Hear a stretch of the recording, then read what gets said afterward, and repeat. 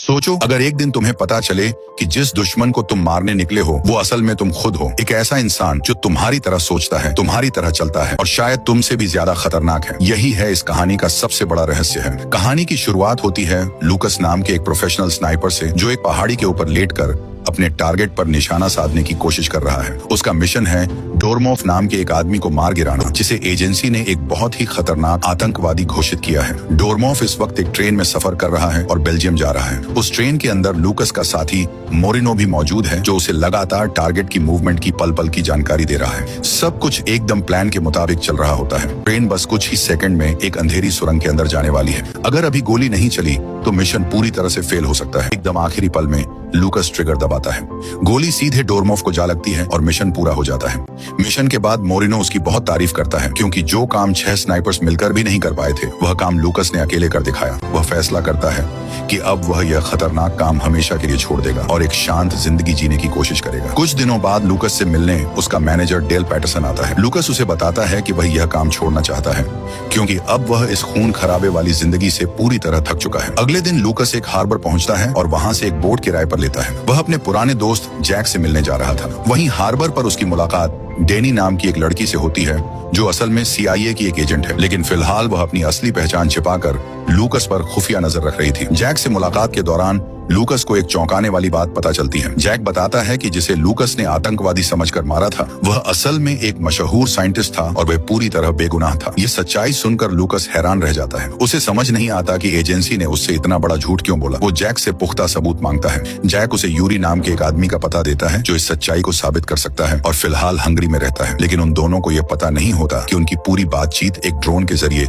छुपकर सुनी जा रही है। ड्रोन के पीछे जेनेट है, जो CIA की हेड है, और क्ले है, जो जेमिनाई कंपनी का CEO है। ये वही कंपनी है जिसके लिए लूकस इतने सालों से काम करता था।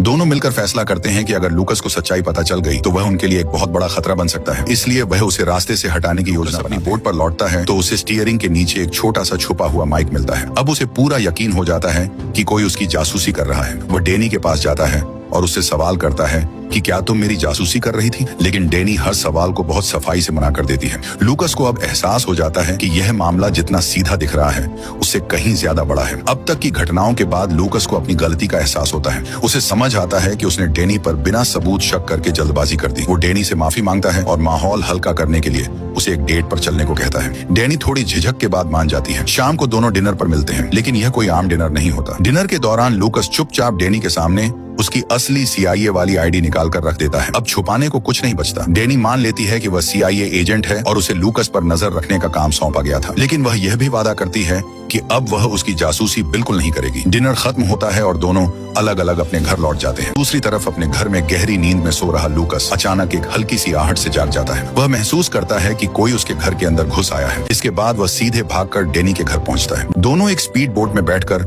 वहां से रातों रात निकल जाते हैं। अगली सुबह वे एक समुद्र किनारे पहुंचते हैं। तभी उनका पुराना दोस्त अपना हेलीकॉप्टर लेकर वहां उतरता है, जिसका नाम बेरी है। उधर क्ले गुस्से में जेनेट से मिलता है। वो बहुत नाराज है क्योंकि इतने सारे एजेंट्स मिलकर भी लूकस को खत्म नहीं कर पाए। अब क्ले खुद पूरा मामला संभालने का फैसला करता है। वह अपने सबसे खास स्नाइपर को लूकस को मारने का मिशन सौंपता है। लूकस पैटरसन को फोन मिलाता है और पूरी सच्चाई बताता है। पैटरसन साफ कह देता है कि जेमिनाई और CIA दोनों बहुत ऊंची ताकतें हैं। वह खुलकर लूकस की मदद नहीं कर सकता, लेकिन वह एक बहुत बड़ा राज बताता है। डोरमॉफ कोई आतंकवादी नहीं था, वह एक मशहूर साइंटिस्ट था।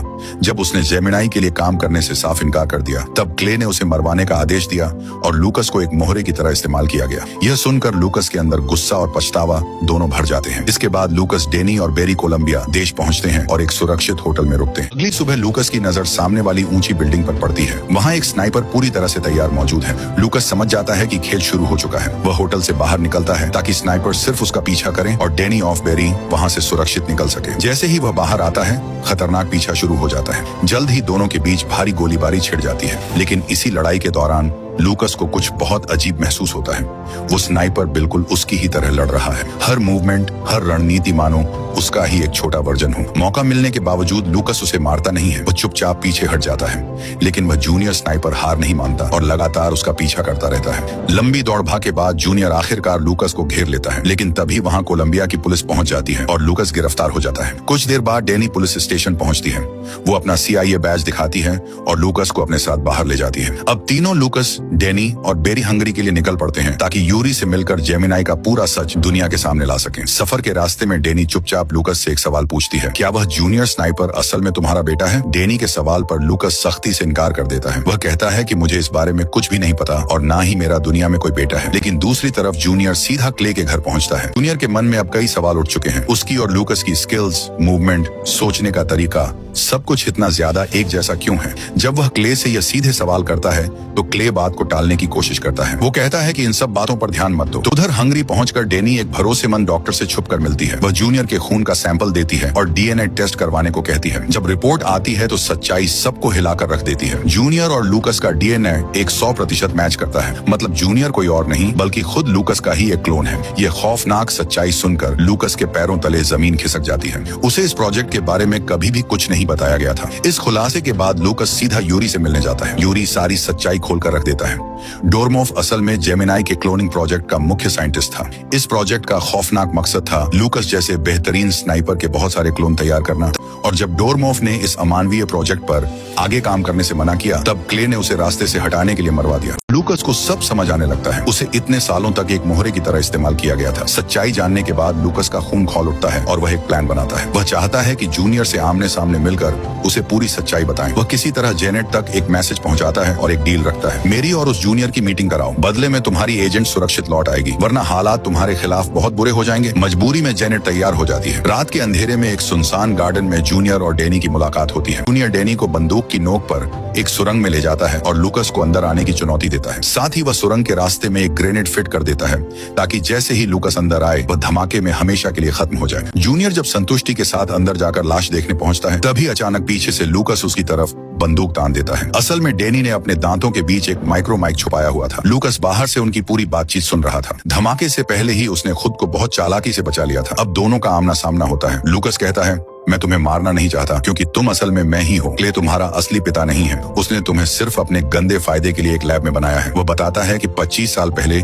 क्ले ने धोखे से उसका ब्लड सैंपल लिया था। मकसद था कि जब असली लूकस बूढ़ा हो जाए तो उसे जवान क्लोन से रिप्लेस किया जा सके। वह भरोसा दिलाने के लिए यह भी कहता है कि उसे मधुमक्खियों से भयंकर एलर्जी है और उसे बेवजह किसी को मारना बिल्कुल पसंद नहीं। जूनियर कुछ पल के लिए डगमगाता है लेकिन फिर सच मानने से इनकार कर देता है। मौका देखकर जूनियर वहाँ से तुरंत भाग जाता है। अब जूनियर सीधा भागकर जेमिनाई के हेडक्वार्टर पहुँचता है और क्ले से आंखों में आंखें डालकर सच्चाई मांगता है। क्ले मान लेता है कि हाँ तुम एक क्लोन हो, लेकिन मैंने तुम्हें इसलिए सच नहीं बताया ताकि तुम इमोशनली कमजोर ना पड़ो। मैं चाहता था कि तुम दुनिया के सबसे मजबूत इंसान बनो। वो अपनी मीठी बातों से जूनियर को फिर यकीन दिलाता है कि चाहे वह क्लोन हो लेकिन उसने हमेशा उसे अपने सगे बेटे की तरह ही माना है। जूनियर प्यार का भूखा था इसलिए एक बार फिर क्ले के झांसे में आ जाता है। कुछ समय बाद वह क्ले के कहने पर दोबारा लूकस को ट्रैक करता है। कई साल पहले क्ले ने लूकस की बॉडी में बहुत चालाकी से एक ट्रैकर फिट किया था ताकि वह उसे कभी भी ट्रैक कर सके। जूनियर अब पूरी तरह क्ले का सच जान चुका था। बॉडी में लगा हुआ वह ट्रैकर निकाल दिया। अब उसका इरादा एकदम साफ था, किसी भी तरह क्ले को खत्म करना और इस खतरनाक क्लोनिंग प्रोजेक्ट को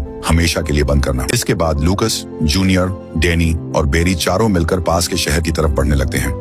लेकिन क्ले इतनी आसानी से हार मानने वाला नहीं था। रास्ते में जूनियर के फोन पर अचानक क्ले की कॉल आती है। वो कहता है, अपनी गाड़ी से तुरंत बाहर निकल जाओ अभी। और तभी खौफनाक सच्चाई सामने आती है। शहर के एंट्री पॉइंट पर एक भारी भरकम आर्मी टैंक पहले से ही उनका इंतजार कर रहा था। जैसे ही उनकी गाड़ी शहर में दाखिल होती है टैंक सीधा उन पर एक खतरनाक मिसाइल दाग देता है। लूकस, डेनी और जूनियर अपनी फुर्ती से किसी तरह बच जाते हैं। बेरी की मौत लूकस के दिल पर गहरा और ना भरने वाला वार करती है। धमाके के तुरंत बाद जेमिनाई के हथियारों से लैस सोल्जर्स चारों तरफ से उन्हें घेर लेते हैं। क्ले बिना हिचकिचाए ऑर्डर देता है कि सबको गोलियों से भूनकर खत्म कर दो। उधर जूनियर इस पागलपन को रोकने के लिए सीधे क्ले के पास पहुंचता है और हमला रोकने को कहता है, लेकिन क्ले साफ इनकार कर देता है। यह देखकर जूनियर पहली बार उसके खिलाफ पूरी ताकत से खड़ा हो जाता है। जब वे उसका भारी मास्क हटाते हैं तो सब सन्न रह जाते हैं। वह सोल्जर भी लूकस का ही एक और क्लोन था और उम्र में जूनियर से भी ज्यादा छोटा। इसका मतलब बहुत भयानक था। जेमिनाई सिर्फ एक नहीं पूरी पूरी की पूरी क्लोन आर्मी बना चुका था। तभी होश में आया हुआ क्ले वहाँ पहुँच जाता है। वह मुस्कुराते हुए लूकस से कहता है, तुम्हें तो खुद पर गर्व होना चाहिए। तुम्हारे बेहतरीन डीएनए से